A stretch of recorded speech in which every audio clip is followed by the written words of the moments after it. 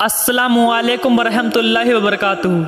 آج ہم جانیں گے حضرت امام حسین رضی اللہ تعالی عنہ نے جس شیر کو بچپن میں پالا تھا اور جس کا نام ابو الحارث رکھا تھا۔ وہ شیر حضرت امام حسین رضی اللہ تعالی عنہ کی شہادت کے بعد میدان کربلا میں کیسے پہنچا اور اس نے یزیدی لشکر کے ساتھ کیا سلوک کیا، یہ سبھی باتیں آج اس ویڈیو میں جانیں گے۔ آگے بڑھنے سے پہلے ویڈیو کو پلیز لائک اور سبسکرائب کر دیجئے۔ ایک بار کا واقعہ ہے کہ حضرت مولا علی شیر خدا خطبہ دے رہے تھے۔ اسی وقت کچھ لوگ مولا علی شیر خدا کے پاس دوڑتے ہوئے آئے۔ یہ دیکھ کر مولا علی شیر خدا نے پوچھا، کیا بات ہے، تم لوگ دوڑ کیوں رہے ہو؟ تو ان لوگوں نے کہا، مولا ایک شیر آپ کی طرف دوڑتا ہوا آ رہا ہے۔ تو مولا علی شیر خدا نے فرمایا، گھبراؤ مت، با شیر تمہیں کچھ نہیں کرے گا۔ مولا علی شیر خدا نے یہ باتیں ابھی مکمل ہی کی تھیں، تبھی ایک شیر آپ کے قدموں میں آ کر بیٹھ گیا اور آپ کو سلامی دینے لگا۔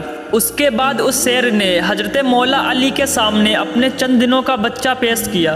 ناظرین کرام، اس شیر نے اپنی زبان میں کہا کہ مولا میں اس بچے کی ماں ہوں اور اس بچے کا باپ مر چکا ہے۔ اس کے بعد اس مادہ شیر نے کہا کہ مولا میں یہ چاہتی ہوں کہ میرا بچہ پل کر بڑا بھی ہو جائے اور محفوظ بھی رہے۔ مولا علی نے اس شیرنی سے کہا، تم بے فکر ہو کر چلی جاؤ، اس بچے کو کبھی یتیمی کا احساس بھی نہیں ہوگا۔ میں یہ بچہ اس کو دوں گا جو اس بچے کی پرورش بہت اچھے طریقے سے کرے گا۔ اس مادہ شیر نے پوچھا، مولا وہ کون ہے جو حیوانوں کو بھی یتیمی کا احساس نہیں ہونے دیتا؟ یہ سن کر مولا علی شیر خدا نے فرمایا، میرا چھوٹا بیٹا حسین، اس سے اچھی یتیموں کی پرورش کوئی نہیں کر سکتا۔ یہ کہنے کے بعد مولا علی شیر خدا نے حسین سے فرمایا، اے حسین تم اس بچے کو لے جاؤ۔ مولا حسین نے بڑے پیار کے ساتھ اس بچے کو اٹھایا، بڑی شفقت کے ساتھ اس کے سر پر ہاتھ پھیرا اور فرمایا، آج سے اس کا نام ابو الحارث ہے۔ بچپن سے ہی ابو الحارث کی حضرت امام حسین سے دوستی ہو گئی، وہ ہر جگہ پر حضرت امام حسین کے ساتھ رہتا تھا۔ ابو الحارث کو حضرت امام حسین سے انتہائی محبت اور عقیدت تھی۔ یہ شیر جب بڑا ہو گیا تو کچھ لوگ مولا علی شیر خدا کی خدمت میں حاضر ہوئے اور کہنے لگے، مولا یہ شیر اب بہت بڑا ہو گیا ہے، ہمیں اب اس سے خوف آتا ہے، ہمیں ڈر لگتا ہے کہیں یہ ہمیں نقصان نہ پہنچا دے۔ مولا علی شیر خدا حضرت امام حسین کے پاس تشریف لائے اور کہنے لگے، بیٹا یہ بات میں نہیں کہہ رہا ہوں بلکہ عرب کے لوگ کہہ رہے ہیں کہ ابو الحارث اب بڑا ہو چکا ہے، ہمیں اس سے خطرہ ہے۔ بیٹا حسین اب اس شیر کو آزاد کر دو۔ یہ سننا تھا کہ حضرت مولا حسین کے آنکھوں میں آنسو آ گئے۔ اس کے بعد حضرت امام حسین مسکرائے اور اپنے بابا جان کے گلے میں ہاتھ ڈال کر کہنے لگے، میرے پیارے بابا جان جیسا آپ کا حکم۔ لیکن اس کے ساتھ ساتھ حضرت امام حسین کے بڑے بڑے آنسو ان کے رخسار پر آ گئے۔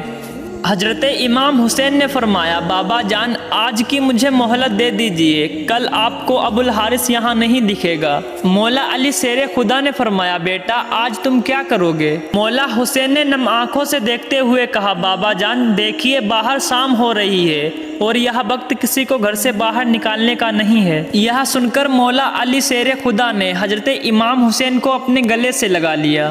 مولا حسین جب تہجد کے وقت ابو الحارث کو خوراک دینے کے لیے پہنچے تو ابو الحارث نے فرمایا، مولا آج اتنی جلدی احسان؟ تو مولا حسین نے ابو الحارث کو ساری بات بتا دی۔ یہ سن کر ابو الحارث کہنے لگا، ٹھیک ہے میں چلا جاؤں گا، لیکن جانے سے پہلے ایک گزارش ہے کہ ہماری ملاقات ایک بار ضرور ہو۔ میرے عزیز دوستوں، روایت کے اندر ہے کہ مولا حسین نے ابو الحارث سے فرمایا، ایک تاریخ یاد رکھنا، 10 محرم 61 ہجری میدان کربلا کے پاس کے ٹیلے سے ایک آواز آئے گی، وہ آواز سن کر تم وہاں چلے آنا، وہاں پر تمہاری ملاقات مجھ سے ہو جائے گی۔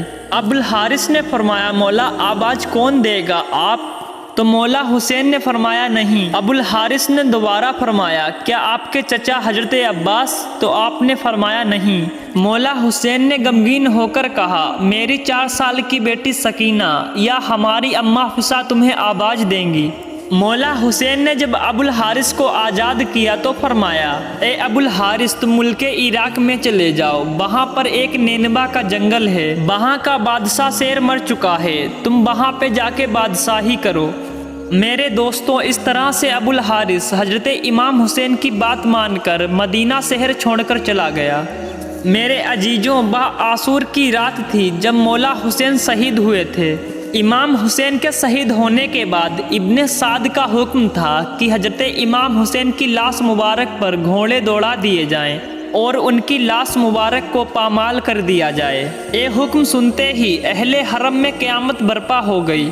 جیسے ہی افواج عسکریہ کے اندر اعلان ہوئے تو بی بی فسا حضرت زینب خاتون سلام اللہ علیہا کے پاس تشریف لے گئیں اور کہنے لگیں کہ اے میری پاک سیدہ، رسول اللہ صلی اللہ علیہ وسلم کے ایک صحابی تھے، وہ سمندر میں سفر کر رہے تھے کہ ان کی کشتی ٹوٹ گئی۔ وہ کشتی کے ایک تختے کا سہارا لے کر ایک جزیرے میں پہنچے۔ اس ویران جزیرے میں اس صحابی نے ایک شیر کو دیکھا۔ وہ صحابی اس شیر کو کہنے لگا، مجھے اذیت مت دینا، میں حضور صلی اللہ علیہ وسلم کا غلام ہوں۔ اس شیر نے جیسے ہی صحابی کی بات سنی تو اسے مارنے کے بجائے اسے صحیح راستے پر لے گیا۔ بی بی فسا نے کہا، اے میری پاک سیدہ، اس علاقے میں بھی ایک شیر رہتا ہے، آپ مجھے اجازت دیجیے، میں اس شیر کے پاس جا کر اسے بلاتی ہوں اور ظالموں کے ارادوں سے اسے آگاہ کرتی ہوں۔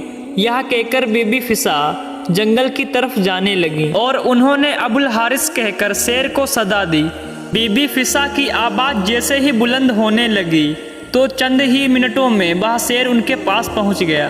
بی بی فسا نے ابو الحارث سے فرمایا، اے ابو الحارث، کیا تمہیں پتا ہے اے ظالم حضرت امام حسین کے جسم اطہر کو پامال کرنا چاہتے ہیں اور لاش کو پامال کرنے کے بعد ایک گھوڑے کی ٹاپوں سے ان کی لاش کو ناقابل شناخت بنانا چاہتے ہیں۔ یہ سن کر ابو الحارث بی بی فسا کے ساتھ آ گیا اور مقتل میں پہنچ کر حضرت امام حسین کی لاش مبارک کے پاس بیٹھ گیا۔ اور ناظرین، مقتل کی کتابوں میں ہے کہ شیر ابو الحارث نے خون امام حسین رضی اللہ تعالی عنہ سے اپنی پیشانی رنگین کی اور وہاں بیٹھ کر روتا رہا۔ جب کوفی لوگ حضرت امام حسین رضی اللہ تعالی عنہ کی لاش مبارک کو پامال کرنے آئے تو دیکھا وہاں پر ایک شیر بیٹھا ہوا ہے۔ اس شیر کو دیکھ کر گھوڑے وہاں پر ٹھہر نہ سکے اور وہاں سے بھاگ گئے اور سوار بھی وہاں سے بھاگ گئے۔ جب ابن سعد کو اس واقعے کے بارے میں پتہ چلا تو اس نے حکم دیا کہ اس واقعے کا پتہ کسی کو نہیں چلنا چاہیے، یہاں ایک فتنہ ہے۔ بی بی فسا نے شیر کے آنے کی بات حضرت زینب سلام اللہ علیہا کو بتائی اور اس طرح سے امام حسین رضی اللہ تعالی عنہ کی لاش اطہر پامال ہونے سے بچی رہی۔ یا اللہ، مجھ سے جو بھی پڑھنے یا بولنے میں غلطیاں ہوئی ہو ان کو امام حسین رضی اللہ تعالی عنہ کے صدقے سے معاف عطا فرما۔